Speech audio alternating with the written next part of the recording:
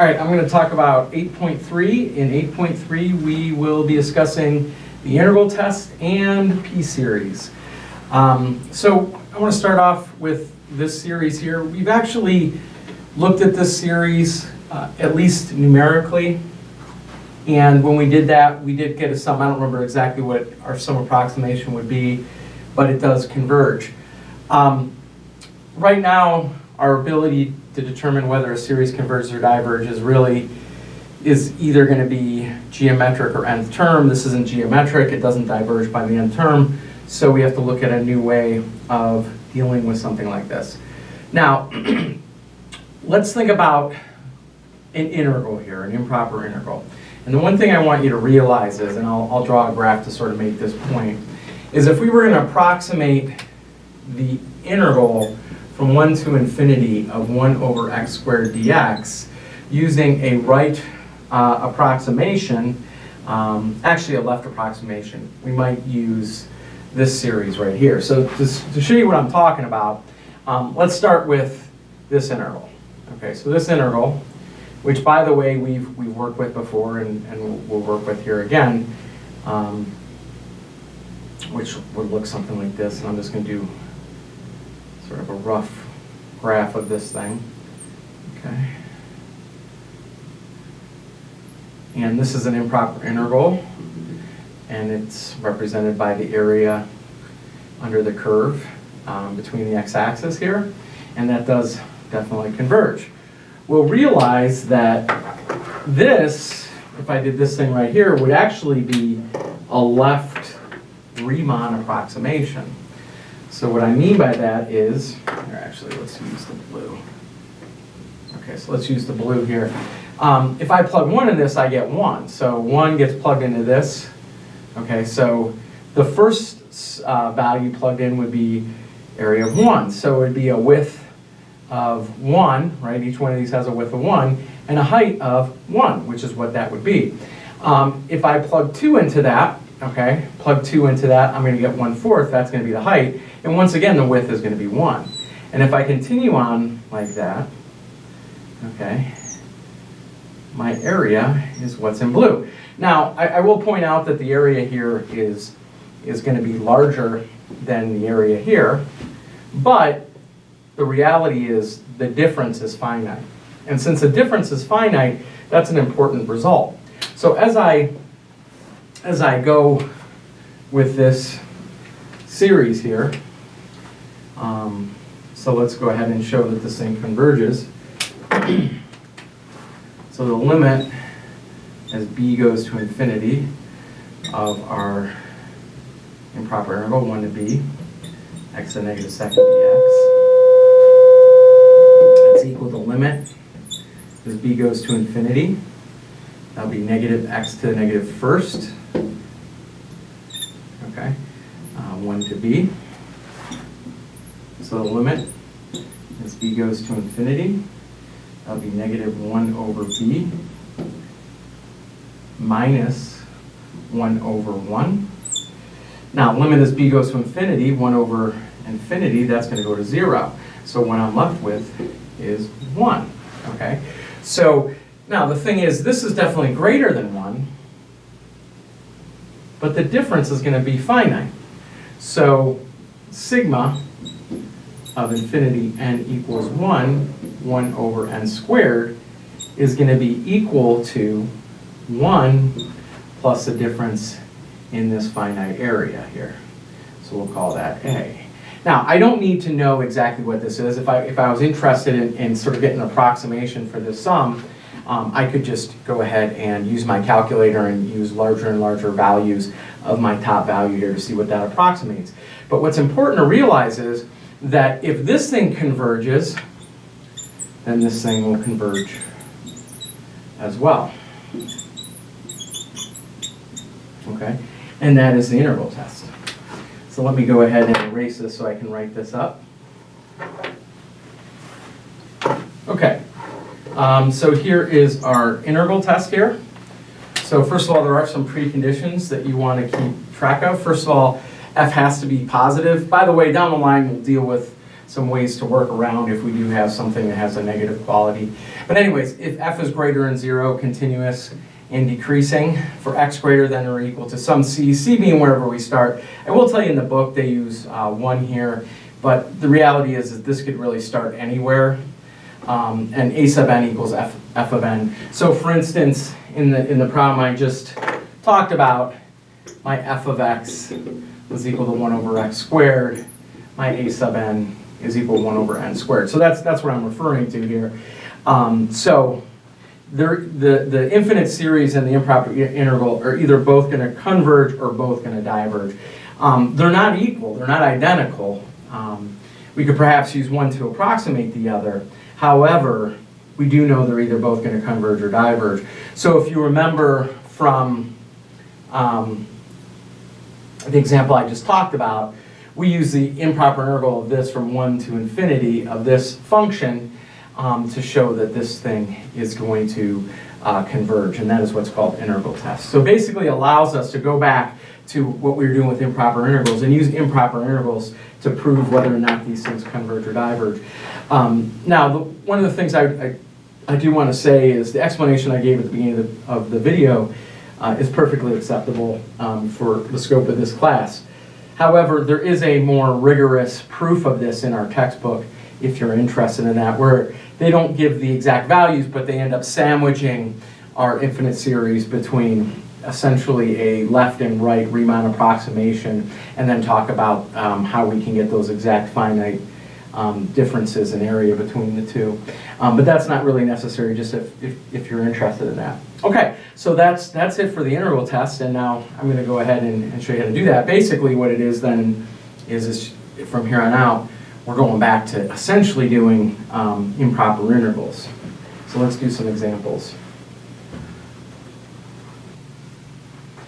Okay, so here we go. We have ourselves an infinite series. We want to prove it converges or diverges. So I want to point out that we're going to take f of x, which is equal to 3 over 2x minus 1. That is greater than 0 for x greater than or equal to 1. And it is decreasing for x greater than or equal to 1 as well. You might see at some point, if we want to prove this more rigorously, we could take the derivative of this and show the derivative is always going to be less than 0 for x greater than or equal to 1. For our purposes, just realize since we're dividing by numbers getting larger and larger, that will definitely be decreasing. So then what we're going to do is we're going to consider the integral from 1 to infinity. Let's just skip right to the limit. Limit as b goes to infinity of 3 over 2x minus 1 dx.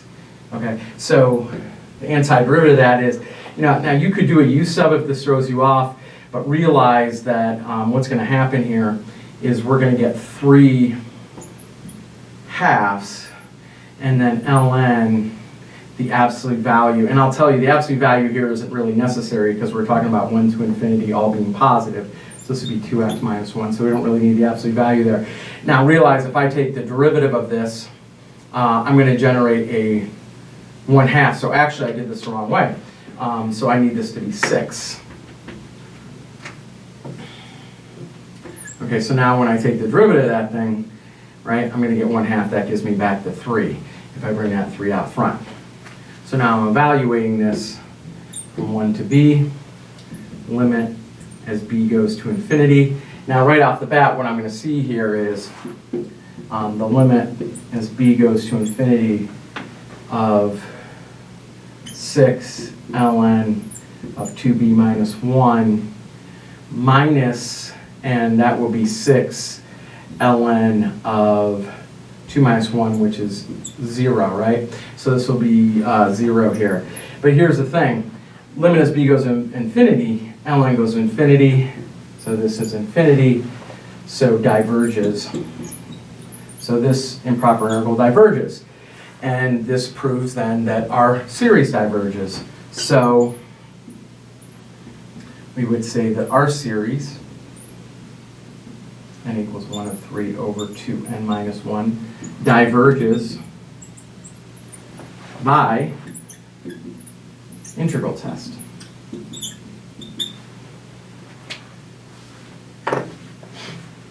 That's basically it. So we're really just doing improper integrals. If the improper integral diverges, then our series diverges. If the improper integral converges, then our series converges. Okay, let's do a couple more examples. Okay, let's take a look at this example. So the function I'm going to be looking at for our improper integral, let's call that e to the negative 1/3 x. So same thing, I just want to have it in a form that's going to be easy to work with for integration. So one thing I want to point out is e to whatever is always positive. This is always greater than 0. Actually, this should be 1 here. And f of x is decreasing. And just think about it, this is just going to keep getting larger and larger and larger, so this whole thing gets smaller and smaller and smaller, gets closer and closer to 0 here. Okay, so now we're going to go ahead and do our improper integral. So the limit as b goes to infinity of 1 to b of e to the negative 1/3 x dx is equal to the limit b goes to infinity. That x should be in the exponent. Okay, so this would be e to the negative 1/3 x, and then we have a negative 3 out front to cancel with that. That's our antiderivative, and then we're going from 1 to b. So the limit as b goes to infinity, and this will be negative 3. Let's go ahead and bring that to the denominator. It is a negative exponent, so this will be e to the positive 1/3 b, and then minus this negative, so this will be plus 3 over e to the 1/3. Once again, bringing that 1/3 to the denominator, plugging 1 in. Now, for large numbers, the limit as b goes to infinity, this is going to go to 0. So what we're left with is 3 over e to the 1/3, which is a value. So this converges. So this integral converges. So I would say, so our series that we're interested in here converges by integral test.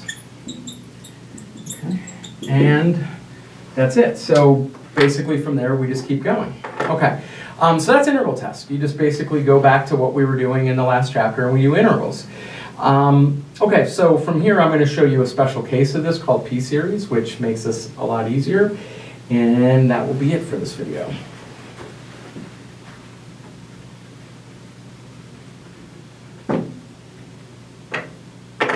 Okay, so you might remember when we were doing the numerical things, and we worked with a series like this. Turns out that series diverged, okay, while this series converges, which is a little bit peculiar because I want to point out both of these go to 0. And as we talked about before, we have the nth term test, which says if the limit as n goes to infinity of our sequence goes to 0 or does not go to 0, then it diverges by n term. However, as I talked about before, if the sequence limits to 0, it actually doesn't tell us whether it converges or diverges. So for instance, this diverges and this converges. And once again, if you would like, you could kind of explore with this. You could run the program in your calculator to higher and higher values, and you'll see this one doesn't necessarily go very, it just keeps climbing, which is important. It doesn't necessarily get very, very large numbers, but it does keep climbing, where this one definitely settles down pretty quickly. Okay, so what I want to do is look at the general case of this, and this is what's called p-series. So what we want to consider, and let's do this in a general case. So let's take the series n equals c, and we could use 1 here, it doesn't make a difference. I think the textbook does, but just so we're clear, this value could be anything. And we could have 1 over n to the p, okay? And so what we're going to compare that to is the limit as b goes to infinity of c to b 1 over x to the p dx for our interval test. So we're going to actually find what values of p will either make this thing converge, what values of p will make this thing diverge. Now, when I integrate this, one thing you have to recognize is this thing will actually integrate differently if p equals 1, because if p equals 1, then we get 1 over x. The antiderivative of that will be ln absolute value of x, versus p being any other number. So because of this, I got to break this into two cases. So case 1, all right, p equals 1. So case 1, p equals 1, we're dealing with the limit as b goes to infinity of 1 to b of 1 over x dx. Okay, so what ends up happening here is we get the limit as b goes to infinity of ln, the absolute value of x, but once again, we don't really need to consider the absolute value because we're plugging in positive values here. So you get the limit as b goes to infinity of ln of b minus ln of 1. ln of 1 is 0. It doesn't matter though. ln of b as limit goes to infinity is infinity. So what this means is if p equals 1, like we saw here, then this thing diverges. So the case of 1, p equals 1, diverges. So now let's look at case 2, which is p does not equal 1. P equals something else. So now we're talking about the limit as b goes to infinity of c to b of x to the negative p dx. Okay, so then we're doing the limit as b goes to infinity. We're going to raise that a power, so we're just integrating this using power rule in reverse. So we'll raise that a power. So if I go negative p plus 1, I'll just call that 1 minus p. Okay, so that's just raising that power. Now, what happens is this goes over the reciprocal 1 minus p. Okay, so this is the antiderivative of this. And we're going to integrate this from c to b. So now this is the limit as b goes to infinity. Trying to save room, hopefully I don't run out of room here, of b and then 1 minus p over 1 minus p minus and then c to the 1 minus p over 1 minus p. Now here's the thing. Remember, we're just trying to prove if this thing converges or diverges. In other words, is this term a value or does it go to infinity? And the reality is this is inconsequential because c is just some constant. For instance, if that was 1, it would just be 1 over 1 minus p. C to any constant, right? P is a constant, c is a constant. This is just going to be a constant. So what I want to consider here is what values of b, what values of p. So we're going to consider just this part of this. Okay. So what values of p will either make this thing converge or diverge? Keep in mind that b is going to infinity. Okay. And the 1 minus p doesn't matter in the denominator as well, because once again that's a constant. So I just care about this thing. Okay. Now maybe the mechanism you saw in the past is this.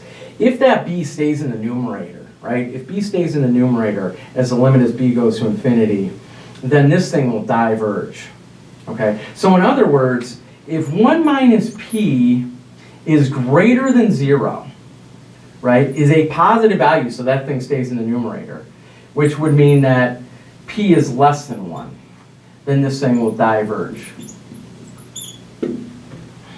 Okay? Now, if 1 minus p is negative, pushing that infinite term, that b, to the denominator, then the thing will converge. So if 1 minus p is less than 0, in other words, p is greater than 1, then our series will converge. And that is p series. So in other words, the breaking point is 1. So this thing diverges, that thing converges. If p is greater than 1, then it converges. And I'll write this up. If p, now by the way, we're not considering p being a negative value, because if p is a negative value, then the thing will diverge anyways by the nth term test, right? Because if p is a negative value, that thing comes up to the numerator, you limit to infinity, it's going to end up being infinity and diverge by the nth term test, so we don't really consider this. If 0 is less than or equal to, is less than p, which is less than or equal to 1, it will diverge. Okay, so let me write this up. And this saves us the hassle of doing all that integration when we have something that's a little bit simpler.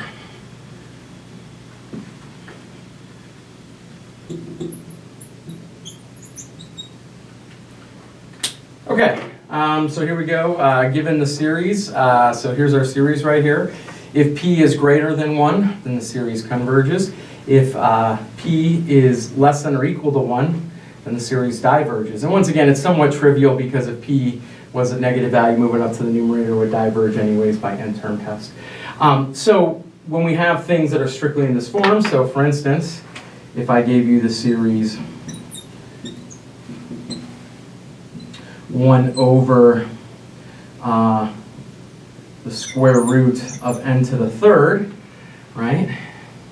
That would mean, so 1 over square root of n to the third is equal to 1 to the n to the 3/2. P is equal to 3/2, so that's greater than 1. So this converges by p series.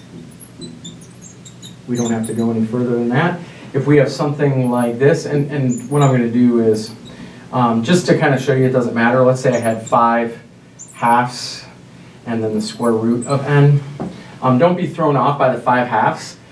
The thing is, any constant top or bottom, I can bring those out front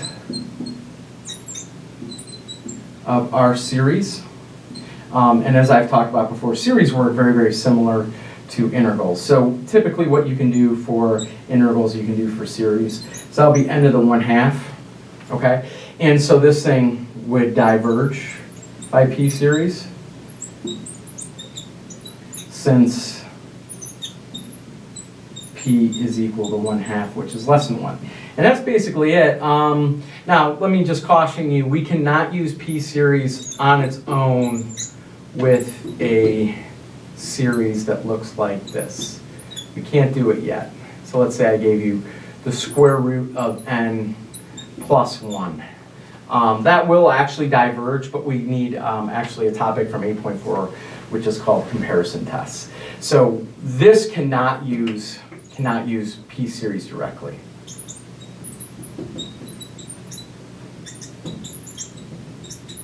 But I will talk about that in the next section. Okay. Anyways, that's basically it. So that's integral tests with p series. From there, we're just going to practice. A lot of this is just integrating again. P series is actually quite nice. Okay, that's the end of the video.